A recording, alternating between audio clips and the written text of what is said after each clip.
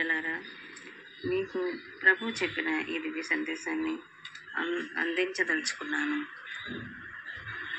మమ్ము పరిశుద్ధపరచు పరిశుద్ధాత్మదేవ, మా ఆలోచన విధానము మీ ఎదుట సరి అయినదిగా ఉండుటకు, మా తలంపులు పరిశుద్ధంగా ఉండుటకును అనుదినము మీ పరిశుద్ధ వాక్యము చేత మా హృదయం శుద్ధి చేయండి. ప్రభువా, అపవాద సృష్టించు వ్యామోహముల నుండి మమ్మల్ని విడిపించి ఆత్మీయ సంబంధమైన ఆశీర్వాదములతో మమ్మల్ని నింపండి. స్వార్థపరుల ఈర్ష్వాద్వేషముల నుండి చిన్నారి బిడ్డలను మమ్ము కూడా వారి దోషములకు మేము గురి కాకుండా మీ దివ్యాత్మ మాతో మాట్లాడుతూ నిత్య నిరంతరము రక్షించుగాక. పరలోక రాజ్య వారసులుగా మమ్ము దీవించుగాక. మా ప్రియమైన తండ్రి, ఈ పరలోక ఆత్మతో నీ దివ్య అభిషేకముతో మమ్మల్ని నింపి ఈ ప్రార్థన వింటున్న ప్రతి బిడ్డని దీవించి ప్రతి ఒక్కరిపై మీ ఆత్మ అభిషేకం కురిపించవలసిందిగా బ్రతిమాలుకొంచున్నాను. ఈ విధముగా మనం ప్రార్థన చేయటలో దైవాన్ని పొందుటకు ఎంతో అదృష్టమును ప్రభు మనకిచ్చి ఉన్నారు. ప్రియమైన బిడ్డలారా, ఎందుకనగా ప్రార్థన చేసే వయసు ఉంటుండగా, ప్రార్థన చేస్తున్న సమయం ఉంటుండగా కూడా మనం అనేకమైన విషయాలలో తలదూరుస్తూ, అనేకమైన వ్యర్థమైన విషయాలలో టైమును వ్యర్థపరుస్తూ దైవానికి దగ్గర కాలేక అనవసరంగా దేవుని సంబంధం లేకుండా జీవిస్తూ ఉన్నాం. కావున మనం మన బిడ్డలకి నేర్పించుటకైనా, మన మనసులోని పవిత్రతను నింపుకుంటకు ఒక క్షణమైన దైవాన్ని ప్రార్థించకపోతే చనిపోయిన ఆత్మకు మాత్రం ఏ విధమైనటువంటి ఆనందము, సంతోషం ఉండదు.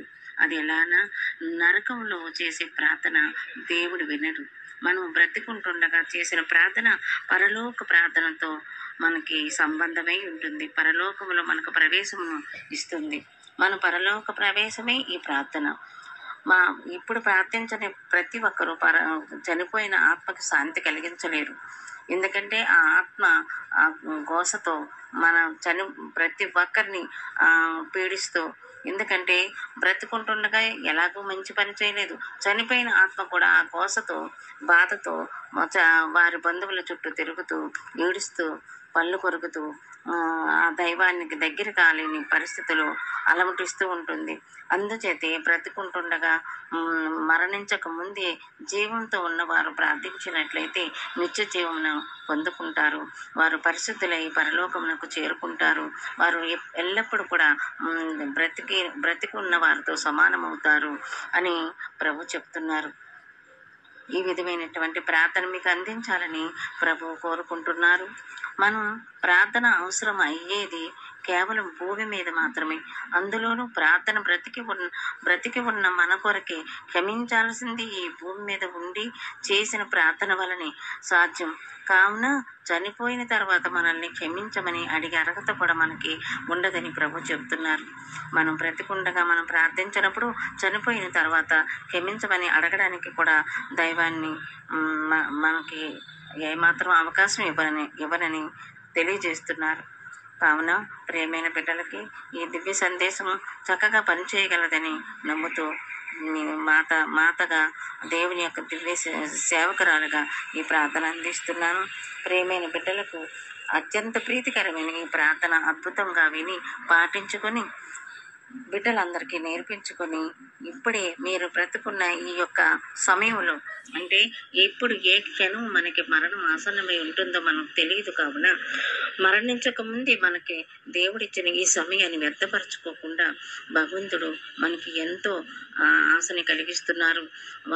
వారి సన్నిధికి చేరటానికి పరలోకంలో చేరిన ప్రతి ఆత్మ కూడా నిత్య జీవమును పొందుకుంటుందని, అంటే నిత్యం జీవించిన వారి వలె జీవిస్తామని, నరకంలో పడి ఉన్న వారికి అటువంటి అవకాశం ఉండదని ప్రభు తెలియజేస్తున్నారు. కావున నేను మీకు తెలియజేస్తున్నాను.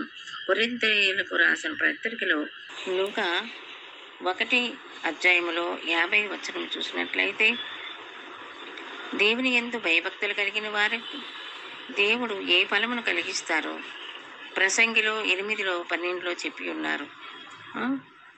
మొదటిగా పూర్ణక్షేమంతో ఉంటాం. దేవుని కనికరము తరతరాల వరకు ఉంటుందని లూకా 1:50 తెలియజేశారు. పవిత్రాత్మను పొందుకొని జీవిస్తామని 2 కొరింథీయులు 7:7 ఒకటవ వచనంలో తెలియజేసి ఉన్నారు. భయపడని వాడికి ద్వితీయోపదేశకాండంలో 28లో 58, 59లో ఉంది. సమస్త రోగాలు కలగజేస్తామని తెలియజేస్తూ ఉన్నారు. అంటే బ్రతికుండగా హెచ్చరిస్తూ ఉంటారు. కావున హెచ్చరించే సమయమును దైవానికి ఉపయోగించుకోమని భగవంతుడు తెలియజేస్తున్నారు. అందుకే మనిషి విజయాలు కోరుకుంటే దేవుని పట్ల వినయ విధేయతలు ఉండాలి, పరిశుద్ధంగా జీవించాలి అంటే ప్రార్థన జీవితాన్ని కలిగి ఉండాలి, సమాధానంతో సాగాలి అంటే దేవునితో సహవాసం కలిగి జీవించాలి, నీతిగా ఉండాలి అంటే యేసయ్య నన్ను చూస్తున్నాడని భయం కలిగి జీవించాలి. ఇవన్నీ దేవునిపై మనిషికున్న భయభక్తులను కలిగించి విశ్వాసమును బలపరుస్తాయని ప్రభు చెబుతున్నారు. మన సమాధానమును, మన విజయములను, మన వినయ విధేయతలను, మనలోని పవిత్రాత్మను, మనలో ఉన్న నీతిని దేవుడు బలపరుస్తాడు. అంటే దేవుని పట్ల మనకున్న ప్రేమ, విశ్వాసము ఆ విధంగా బలపరచబడి దేవుని పట్ల మనం ఎన్నో కార్యములు చేయడానికి సిద్ధపరుస్తారు. మన ఇంటిలో మనకి రాజ్యమును స్థాపిస్తారు. మన ఇంటి వారు మాట వినలేని పక్షములో వారిని గద్దించగల స్వరమునిస్తారు. ఇది నిజంగా. ఎందుకంటే భగవంతుడు ఆ విధమైనటువంటి స్వరమును భయభక్తులు కలిగిన నీతి నియమములు పాటిస్తున్న సమాధానం గల భక్తులకు మాత్రమే ఆ స్వరమునిస్తారు. ఆ స్వరం ఇచ్చినప్పుడు, ఆ స్వరము మోగుతున్నప్పుడు ఒక్క మాట మాట్లాడిన ఎదుటివారు పాపులై ఉన్న, బలహీనులైన, ఎటువంటి బలహీనతలకు గురి అయిన ఉన్నవారైనా, ధిక్కరించేవారైనా తప్పకుండా మాట విని తల వంచుకోవలసింది. ఆ విధంగా ప్రభు స్వరం ఉంటుంది ఆ భక్తులలో. ఎందుకంటే అది దేవుని స్వరం కాబట్టి. కేవలం మనిషికి అటువంటి అవకాశాన్ని, బలాన్ని భగవంతుడు ఇస్తున్నాడు. ఎందుకంటే ప్రతి ఒక్కరిని బాగు చేసుకోవడానికి ప్రతి ఇంటిలో ఒక భక్తురాలను కానీ భక్తుల్ని కానీ ఉంచినప్పుడు వారి మాటలకి వినయ విధేయతలతో తలదించి వారి మాటలను పాటిస్తున్న వారు ఆ కుటుంబం అంతటిని కూడా నీతి నియమములతో నిలబెట్టి పవిత్రాత్మతో వారిని నడిపించగలగ శక్తివంత వారే ఉంటారు. వారి ఇంటిని నడిపించుకున్న వారు ఈ లోకాన్ని కూడా నడిపించగలిగే శక్తివంతులుగా మారుస్తారు ప్రభు. ఇది నిజంగా సత్యం. ప్రభు తెలియజేస్తున్నారు. కావున ఏ విధమైనటువంటి అహంకారములతో కూడినటువంటి పనులను చేస్తూ మోహావేశములకు గురి అవుతూ ఇతరులను అనవసరమైన వాటికి వేధిస్తూ బ్లేమ్ చేస్తూ వారిని వాడుకుంటూ వీరు భక్తులు కదా పడి ఉంటారు అని వారి అమాయకత్వాన్ని కూడా వాడుకుంటూ వారిని హింసించిన వారిని ప్రభు తగిన రీతిలో కత్తించి భయపెట్టి వారికి ఆ స్థానమును కోల్పోయేలాగా చేస్తారు. ఎవరి స్థానమునైతే తీసివేయాలని భక్తిహీనులు తలపెడతారో వారి స్థానమును ప్రభు నిమిషాలలో తొలగించి వారి స్థానములో అఖండమైన కీర్తి ప్రతిష్టలతో ఆ అమాయకులను నిలబెట్టి బలహీనులైన వారిని నిలబెట్టి విశ్వాసం గల వారిని నీతిమంతులుగా ఈ లోకానికి పరిశుద్ధులుగా తెలియపరిచి గొప్ప పరిశుద్ధులుగా తీర్చిదిద్దుతారని ప్రభు వాగ్దానం ఇస్తున్నారు.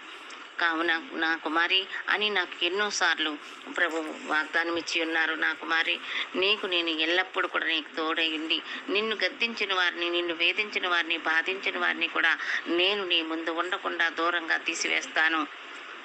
నీకు లోబడి అంటే నాకు కాదు, నాలో ఉన్న దైవానికి, భగవంతుని యొక్క దివ్యాత్మకి మాత్రమే వారు లోబడి ఉన్నట్లయితే, వినయ విధేయతలతో కలిగి ఉంటే అది నా ఇంటి వారైనా బయట వారైనా సరే భగవంతుడి ముందు తల ఉంచినట్లే వారు భయభక్తులు కలిగిన దాసిని గౌరవించినట్లయితే ప్రభు వారిని ఇంకా ప్రేమిస్తారు.